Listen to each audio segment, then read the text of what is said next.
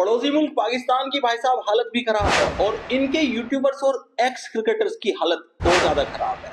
अभी भारत सरकार ने इनके कुछ यूट्यूबर्स इंडिया में बैन कर दिए थे, जिसके बाद से ये बड़े तिलमिलाए हुए हैं। कुछ इनके एक्स क्रिकेटर्स जो हैं वो कह रहे थे कि हमें कोई फर्क नहीं पड़ता, हमें घंटा फर्क नहीं पड़ता कि हमें इंडियन में बैन किया जाए, इंडियंस देखे ना देखे कोई फर्क नहीं पड़ता। तो सबसे बड़ा जाहिल जिसके बारे में मैं कुछ निकाल के लाया हूं, नाम है साहब तनवीर अहमद। तनवीर सेज करके इसका एक यूट्यूब चैनल है और उसका मैं एक आपको स्क्रीनशॉट दिखाता हूं। इसके एक महीने पहले लगभग के, जब तक ये बैन नहीं हुए थे, तब तक के इनके व्यूज क्या होते थे देखिए। 107 के मतलब 1 लाख से ऊपर, 246, 63, 214, 300 के तक के इनके व्यूज आते थे और ये सारे व्यूज इनको इंडिया से ही मिलते थे।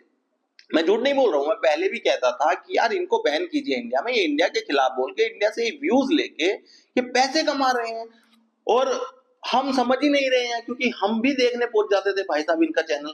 तो अब स्थिति ये हो गई है कि अब इन्हें समझ आ रहा है कि भैया व्यूअरशिप का जो असली खेल था वो भारत ही था, क्योंकि अब जो कंडीशन बन रही है इनके व्यूज ही नहीं आ पा रहे भाई। अब आप इस स्क्रीनशॉट को देखिए, ये अभी ताजा स्क्रीनशॉट है कि 10 घंटे पहले इसने एक वीडियो डाली, उसके व्यूज है 7.7 के। पता चल गया तनवीर, तुझे तेरी औकात और तेरे देश की औकात, तेरी देश की आवाम तुझे व्यूज नहीं दे सकती, ये इंडिया से ही मिल रहे थे। 22 घंटे पहले जो वीडियो इसने डाला था उस पर 10,000, एक दिन पहले 8,000, 13,000, 18,000, 21,000, मैक्सिमम 40,000 तक की व्यूज जा रहे हैं इन भाई साहब के चैनल पे। तो अब समझ आ जाना चाहिए कि डिजिटल स्ट्राइक भारत ने जो की है उसकी वजह से तुम्हें कितनी परेशानी होने वाली है और हो रही है। ठीक है, अब दूसरे इनके यूट्यूबर्स हैं भाई साहब, एक और लाया हूं आपके सामने निकाल के, जिनका नाम है फुरकान भट्टी। और इनकी जो व्यूअरशिप है वो इस तरह से चेंज हो गई है, इन्हें कभी मतलब सपनों में भी नहीं लगता कि इंडिया की तरफ से ये ट्रीटमेंट मिल जाएगा। देखिए 2 हफ्ते पहले इस बंदे ने वीडियो डाला था, इसकी रिपोर्ट देखिए, उस पे 102 के व्यूज, किसी पे 71, किसी पे 92, 126 के, 110 के, 131, मतलब लाखों में व्यूज आते थे जो आते थे बेसिकली इंडिया से ही। और अब जो कंडीशन हो गई है भाई साहब, अब जो इसके व्यूज आ रहे हैं जब से ये बैन हुए हैं, ये भी आपको दिखा देता हूं। 10 घंटे पहले 33, 44, 39, 55, 42, 49, 50,000 भी पहुंचने में भाई साहब मुसीबत बन गई है। मतलब 50,000 व्यूज लाने में भी इन लोगों को मुसीबत बन गई है। तो ये फर्क है इंडिया कि अगर ऑडियंस आपको नहीं देखे तो ये फर्क है कि कितनी आपकी रेवेन्यू, कितने व्यूज आपके कम हो जाएंगे। अगर आप अभी भी नहीं मानते हो कि भारत ही रेवेन्यू जनरेशन का सबसे बड़ा सोर्स है, सबसे ज्यादा व्यूज आते हैं वहां से, भाई लॉजिक है। एक तो हमारी जो पॉपुलेशन है वो 140 करोड़ है भाई साहब, अगर उसमें से 2-3 करोड़ लोग भी आप लोगों के वीडियो देखने पहुंच जाए तो आपका काम बन जाए। ऊपर से भारत में डेटा इतना सस्ता है कि हम लोग बहुत देखते हैं, हमें कोई डेटा की फिक्र नहीं है।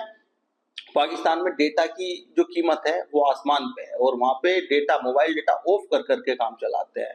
ऊपर से हम पढ़े लिखे हैं, हमारे पास फैसिलिटीज ज्यादा है, मोबाइल्स, गैजेट्स ज्यादा है, लैपटॉप, तो इस चीज का फायदा ये पाकिस्तानी उठा रहे। बहुत अच्छा फैसला आया है भारत सरकार की तरफ से। बहुत सारे लोग इसको क्रिटिसाइज कर रहे हैं कि क्रिकेटर्स को बैन करके क्या फायदा होगा। अरे क्यों फायदा नहीं होगा, जो इनको अर्निंग हो रही थी इंडिया की तरफ से और ये इंडिया को इतनी गाली देते थे, और इस पैसे का मैक्सिमम जो पार्ट है वो आतंकवाद को सपोर्ट करने में चला जाता है। तो हम पागल हैं जो आतंकवाद को सपोर्ट करने के लिए इनको व्यूज दें, इनको पैसे कमवाएं? तो बिल्कुल सही डिसीजन है। और भी अभी आने वाले जो डिसीजन होंगे वो और भी शॉकिंग होंगे, मजा आएगा। और ये तो 2 नाम मैंने बताया आपको, इनके अलावा भी और बहुत सारे नाम है। शोएब अख्तर, शाहिद अफरीदी, सबके यूट्यूब मैंने भाई साहब, और सबकी व्यूअरशिप आप देख लीजिएगा जब ये वीडियो डालेंगे।